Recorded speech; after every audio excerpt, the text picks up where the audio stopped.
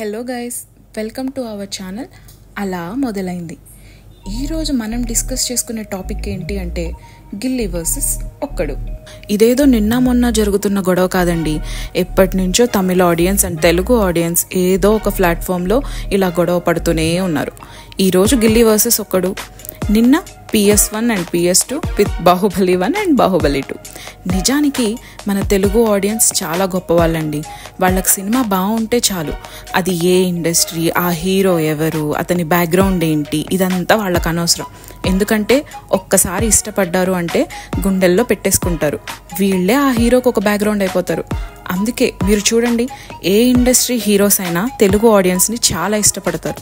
మొన్నటికి మొన్న రణబీర్ కపూరే వచ్చి నన్ను కూడా మీ ఇండస్ట్రీలో ఒకటిగా ఆదరించండి, please treat me as your adopted son అని చెప్పి స్టేజ్ మీదనే చెప్పాడు. అలాంటిది మన హీరోస్ జోలికి వస్తే ఊరుకుంటామా?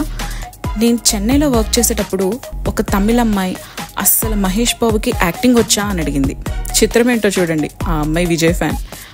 మన గురించి తెలిసిందేగా, మహేష్ బాబునంటే ఊరుకుంటామా? ఫుల్గా గొడవ పడ్డా ఆ రోజు నుంచి ఈ రోజు వరకు మేమిద్దరం అసలు మాట్లాడుకుందే లేదు. అప్పట్లో మా డెడికేషన్ అలా ఉండేదిలేండి. ఇప్పుడు కూడా మన వాళ్ళు ఏం తగ్గట్లేదు అనుకోండి. ఒక్కడు అనేది మహేష్ బాబు ఫ్యాన్స్కి ఒక ఎమోషన్. అప్పట్లో ఒక్కడు 200 సెంటర్స్లో మోర్ దాన్ 200 డేస్ ఆడింది. మేబీ ఇంకా ఎక్కువే అయ్యి ఉండొచ్చు, బట్ ఆ ప్రాపర్గా ఏ సెంటర్స్లో ఎన్ని రోజులు ఆడింది అనే దాని గురించి కూడా ఒక డీటెయిల్డ్ వీడియో చేస్తాం, డోంట్ వరీ. మొన్న రీసెంట్గా ఒక్కడు రిలీజ్ అయినప్పుడు కూడా రెస్పాన్స్ మీ అందరూ చూసే ఉంటారుగా. అయినా కూడా ఈ తమిళ గొడవకి దిగారంటే సాహసం అనే చెప్పాలి. మనలో మనకి ఎన్ని ఉన్నా, ఏ హీరో ఫ్యాన్స్ అయినా మన హీరోని ఎవరన్నా ఏమన్నా అంటే మన టాలీవుడ్ అంతా ఒకటైపోయి గొడవకి వెళ్తారు. ఈ చెన్నై తంబీలకి ఎన్నిసార్లు చెప్పినా అది అర్థం కాదాయే. గిల్లీ అండ్ ఒక్కడు చెప్పాలంటే ఈ రెండు సినిమాస్ రెస్పెక్టివ్ ఇండస్ట్రీస్లో ఆ హీరోని సూపర్ స్టార్స్ని చేశాయి. ప్రిన్స్ మహేష్ బాబుని సూపర్ స్టార్ మహేష్ బాబు అయ్యారు. అండ్ గిల్లీది కూడా ఆల్మోస్ట్ అదే రేంజ్. కానీ మార్కెట్లో ఎన్ని డూప్లికేట్స్ ఉన్నా అందరూ ఒరిజినల్ ప్రోడక్ట్స్కి ఎక్కువ ప్రిఫరెన్స్ ఇస్తారు కదా. మేమైతే ఎప్పుడు ఒరిజినల్నే ఇష్టపడతామండి.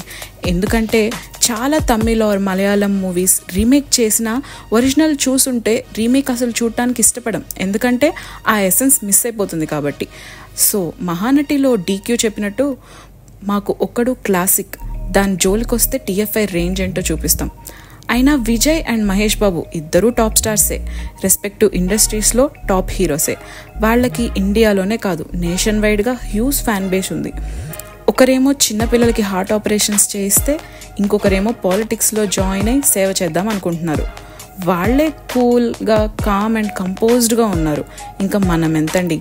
ఫైనల్లీ నేను కూడా రణబీర్ కపూర్లా చెప్పేది ఏంటంటే, బాబు జై బాబు.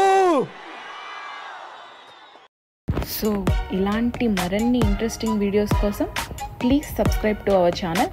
అలా మొదలైంది. అండ్